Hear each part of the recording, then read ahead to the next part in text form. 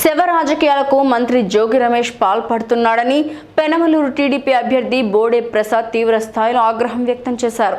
విజయవాడలో ఆటోనగర్లోని జిల్లా టీడీపీ కార్యాలయంలో ఆయన మీడియాతో మాట్లాడుతూ నోరు జారి చంద్రబాబుపై వ్యాఖ్యలు చేస్తేనే టీడీపీ కార్యకర్తలు తిరగబడ్డారన్నారు.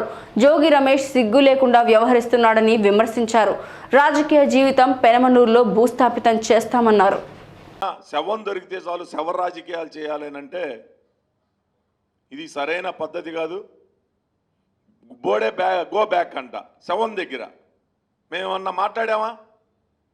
చంద్రబాబు నాయుడు గారిని దూషించినప్పుడే అతన్ని ఎదుర్కొనడం జరిగింది. మా కార్యకర్తలందరూ కూడా అడ్డుకోవడం జరిగింది. శవం దగ్గర ఏమి మాట్లాడకూడదు అని చెప్పి మా వాళ్ళందరినీ కంట్రోల్ చేయడం జరిగింది. ఎప్పుడైతే నోరు జారి చంద్రబాబు నాయుడు గారి మీద మాట అన్నారో మా వాళ్ళు తిరగబడటం జరిగింది. సంస్కారం ఉండాలి. కుటుంబ సభ్యులు బాధలో ఉంటే జగన్మోహన్ రెడ్డి జిందాబాదా, జోగి రమేష్ జిందాబాదా? సిగ్గుందా నీకు?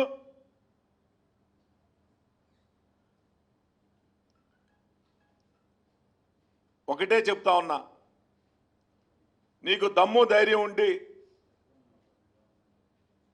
ఎన్నికల్లో పోటీ పడాలి అంటే ప్రజలకు దగ్గరగా వెళ్ళి ఓట్లు అడుగు, కానీ ఇలాంటి శవ రాజకీయాలు చేయి మాకు.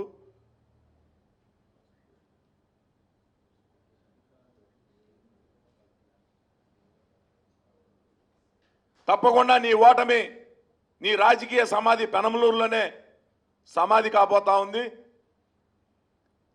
ఇసుక కొట్టేసినంత ఈజీ కాదు పెనమలూరు నియోజకవర్గంలో ప్రజల్ని మోసం చేయటం.